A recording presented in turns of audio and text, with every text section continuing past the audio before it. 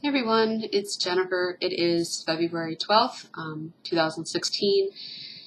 I think I am, 3 months post-op from my plastic surgery, my reconstructive plastic surgery. I had weight loss surgery in 2012. I lost like 120 or 25 pounds. Sorry, the camera's weird. Anyway, I lost like 125 pounds, something like that. And then I regained about 20 or 25, and now I've lost, it's been back and forth. So I ended up having my plastic surgery done in November of 2015, because I had kept the weight off for 3 years, and I thought it was safe to do so. So I had the plastic surgery, I had the tummy tuck and the arm lift. The tummy tuck was so easy, so easy. Once the drains came out, it was so easy. The arms, not so much.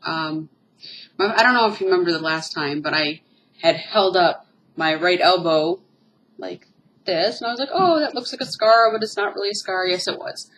For those who maybe have not watched my past videos, when I was about, I think it was like 3 or 4 weeks post-op from the arm lift. I mean, I did them at the same time, but when I was about 3 or 4 weeks post-op, my right elbow split open. And there was like, you could see the tissue. It was really gross. And I was like bleeding everywhere. They decided not to do more stitches because if they did, they would have had to cut the wound deeper so that everything would line up the right way. And they just didn't feel that they wanted to do that. The doctor didn't want to do that. So it has healed much nicer. Like, so you can barely even see it. But I made a video a couple weeks ago, and in that video I was like, oh, that's not a scab. It looks like a scab, but it's not. But it really was. I've had a really hard time with this healing. Earlier this week, it was burning really bad. I mean, it was burning, and then it would feel like somebody was like digging a knife into my nerves. It was bad. And it wasn't like all day. It was like sporadic. I'd just be doing something, and I'd be like, oh my God, like that hurts. And I've had a few surgeries. I've had like 7 surgeries, and they've all been relatively successful. I mean, they've all been successful surgeries, and they've all been relatively manageable pain-wise. But this elbow has been difficult. I did have somebody ask me outside of YouTube, and I'm just going to mention this because I'm sure some people on YouTube are probably thinking this, but I've had some people ask me if I'm numb in any of the areas along any of the incision lines. And for the most part, no. I had a friend who said she had a C-section, and along the incision lines of her C-section, she's numb. She can't feel anything. And the only places that I'm really numb is like on my left hip, like way in the back of my hip as you're about to as you're turning the corner towards my back end. I don't know how to explain it because it's not numb. Like when I use my massager, because I use a massager so that it will get into the incision lines deeper. See, you can barely see them anymore. I mean, you can, but not as bad as I would think. So the massager massages them deeper than just I would with my hands. And so when I have the massager along that incision line, starting from like my left hip bone all the way back, it's a very uncomfortable feeling. It does not feel good. But once you get over the initial like gritting of your teeth feeling, it doesn't hurt. It feels like tingling, kind of, like a tingling pressure. It's really weird. I really can't explain it. And I lean on my elbows a lot. You know, I do this a lot at work or this a lot at work. And when I do this, whatever, I can't really feel like this part of my elbow. Like all of this is kind of, I mean, I can feel it when I'm touching it right now, but when I'm leaning like this, it just feels like I have my elbows on pads. That's literally what it feels like. Like, it just feels like my elbows are bouncing off the table, and I'd never had that before. But besides that, there really isn't much more to report. I did see my I can never pronounce the name of this doctor. chronologist, whatever, the metabolism, hormonal doctor, whatever. And I asked them, like, why was I losing so much weight? First of all, they were very happy that I had lost so much weight. They said I had lost like 22 or 24 pounds since my last visit. And 12 of that was because of what they took off during surgery, but the rest of it was just me. And I asked them, like, I don't know what I'm doing. Like, I am monitoring my eating. Since I've been monitoring my eating, as per usual, this is what happens. As per usual, I started tracking my food, and as soon as I started tracking my food, I started eating more calories. And this happens every single time I track my food. So every single time I start tracking my food, and I see that my calories are going up, I stop tracking because I think that that's the problem. This year, I did not stop tracking. I just kept tracking. And thankfully, tracking my food actually helped. I think it was the anxiety of having to track my food and having to think about food all the time made me have to eat more. This is just my theory. But once I was just constantly doing it and it was just part of my day, now I'm more conscious of what I'm eating and when I'm eating. And I think about things like if I really, really, really am craving something, I'll think, well, how many calories do I have left today? And I can't have this because I want cookies later. You know, like little things like that, which is, I guess, how normal people think. But when you're a bariatric patient or pre-op or post-op, it's hard to think that way. And it's kind of become second nature for me now. And that in itself is a non-scale victory for me, because I always thought that I was going to be obsessed with food. And the things that I am still obsessed about, I still have an obsession with frozen Cokes. And B, I still eat a lot of sugar. And C, I still eat whatever I want.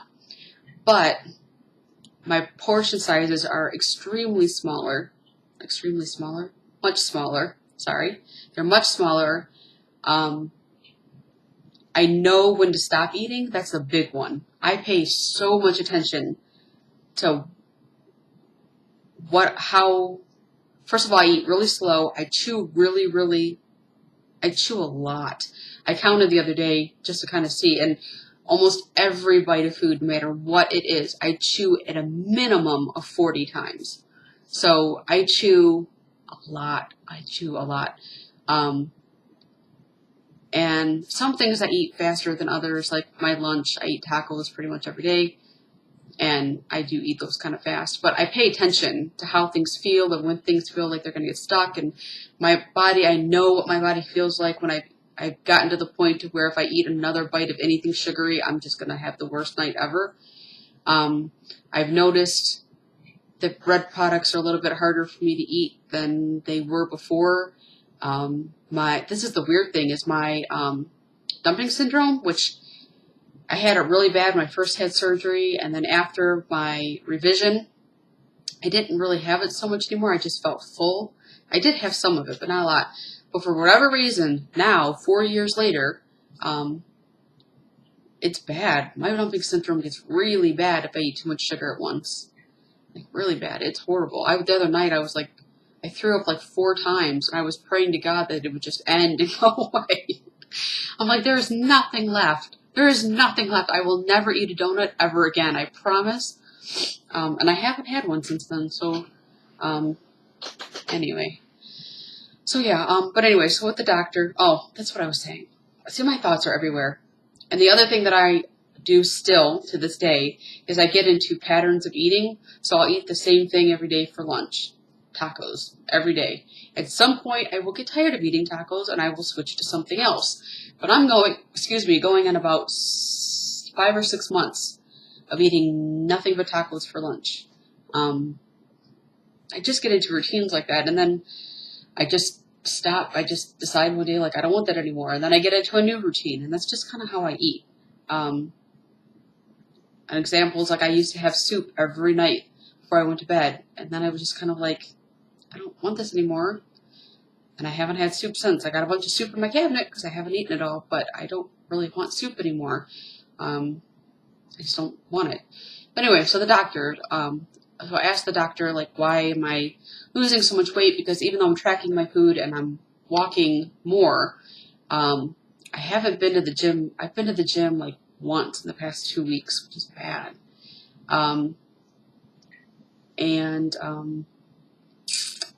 She just said, sorry, I'm so distracted today. I don't know why. Bipolar, yay.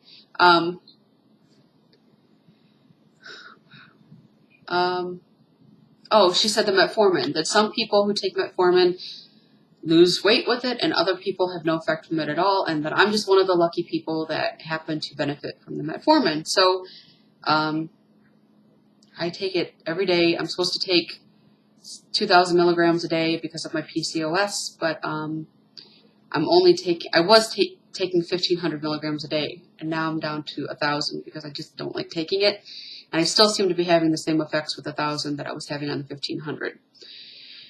As for the gym, and I gotta hurry up because it's getting too long. As for the gym, I did go once since I was cleared by my doctor to do weights. I thought that once he cleared me to do weights, I would be in the gym constantly. But the cold makes me so tired and drains me so much. And it hasn't been that cold of a winter, but the temperatures have been fluctuating a lot. And honestly, I'm just giving you bullshit excuses right now. I just haven't gone to the gym, except one time. So that one time I went, I did do my cardio. I did a mile of cardio, and then I went over and did I go to Planet Fitness, so I did the 30-minute circuit thing. And I was really careful to not do anything that affected my abs, because he doesn't want me doing any ab work, nothing, no planks, no sit-ups, no anything.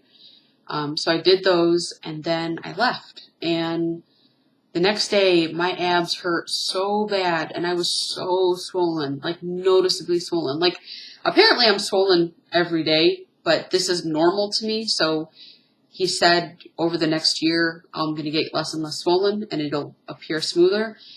But for me, this is just how it looks normal to me. But that day after I went to the gym, I was, to me, noticeably swollen. And I was just like, and I wasn't doing anything ab. It's just the way that you sit on the machines, when you're pulling down and, you're pulling forward. And it's just the way you sit on the machines. You have to have ab tightness. You're strengthening your abs. Even if it's not directly for that ab area, it's still exercise. So this kind of made me a little bit hesitant to do weights at the gym. I might have to wait another 3 weeks before I can do weights, just to make sure that my abs are okay, because I do not want to pull anything or get a hernia or have to go back in and have surgery, because I just can't do it again.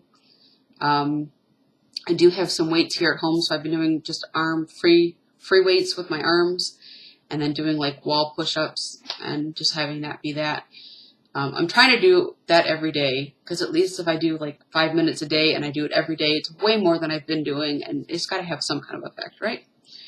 So anyway, this has been a long rambling video, and I really haven't said a whole hell of a lot, but I wanted to make some kind of update video. I don't remember what I weighed at my last video. I have no idea. I was 210 this morning, so I think I've lost weight, or maybe I've gained a couple. I have no idea.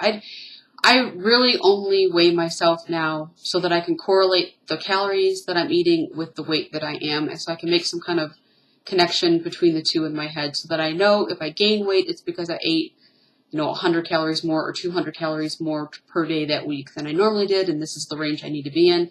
I'm trying to figure out what the ranges that I should be in, because before I thought I knew, and I didn't know at all. I was eating way more calories than I thought I was. So it's just really basically for me, I really don't care what I weigh anymore. I mean, I don't want to gain a ton of weight, but I understand that people gain weight after surgery and it's normal. I know that I'm going to lose probably a little bit more because the metformin is still kind of new to my system, and I am still swollen, so I probably will lose a little bit more, but I'm not trying to lose weight anymore. Somebody at work told me, oh, your jeans are getting baggy again, and I'm like, I know, I'm tired of buying clothes. And she laughed, but I'm serious. I never thought I would get tired of going into a smaller size, but I'm so tired of it. I don't like buying clothes. And I just, I'm kind of over the whole being obsessed with my weight thing and being obsessed with how I look thing. I'm finally comfortable in my skin, and I'm finally to where I like my body. My thighs, I will get obsessed with my thighs sometimes, because you lose over 100 pounds, you got some jiggly thighs, I'm just telling you, but on an average day, it just doesn't really bother me too much. It's just those, every woman has those days where they just like hate their body. But even I don't really even hate my body anymore. It's just like that certain area of my body. The rest of my body I like. So yeah, there you go. Sorry I rambled so much. Hopefully this video was somewhat entertaining. That's all I got. I don't know when I'll be making another video because I don't have to return to any doctors at all for anything until I think I have to go to my plastic surgeon like May or something, end of April maybe. But that's just to make sure that everything's healing, like everything's not super swollen. They want to make sure it's going down as opposed to up. So my last appointment with my doctor was literally like 3 minutes. It wasn't that big of a deal. And then after that, I don't have another appointment with any doctor until I see my endocrinologist at the end of June because we're doing hormonal testing to see if I could possibly get pregnant sometime this year. I don't want to take out my Mirena until September. I'm supposed to take it out in December, but September is my birthday, and that's my birthday present to myself because I really want a baby. So I don't know if that's even going to be possible until I do this hormonal testing and we find out if my PCOS is going to affect me or not. Because apparently even with the Mirena, because you're not having cycles anymore, your brain still knows whether you have those hormones in your system as if you're going through the cycles, even though you don't have the physical signs of going through the cycle. So anyway, we shall see. I can't shut up. I was going to cuss. I'm not going to cuss anymore. Okay. I got to go. I promised my niece that I would go out to eat with her and my mom tonight. So I'm going to go. I guess I can real quick show you scarves. It's still, this arm, it's still red. I mean, I really wish you could have seen it before. I looked like Frankenstein. I really did look like Frankenstein. And then, let's see if I can do it right this time. My stomach isn't that bad. See, it's not that bad. I don't know if I can get down low enough. I can't get down low enough, but it looks worse than it feels, honestly. See. You can still see that I'm swollen. You can still see I'm swollen. And I am still chubby. Still got some fat on my body, but I don't mind. I like my body now. So, at any rate, I will see you guys later. Thank you so much for watching and putting up with my nonsense during this video. I'll talk to you guys soon. Thanks. Bye.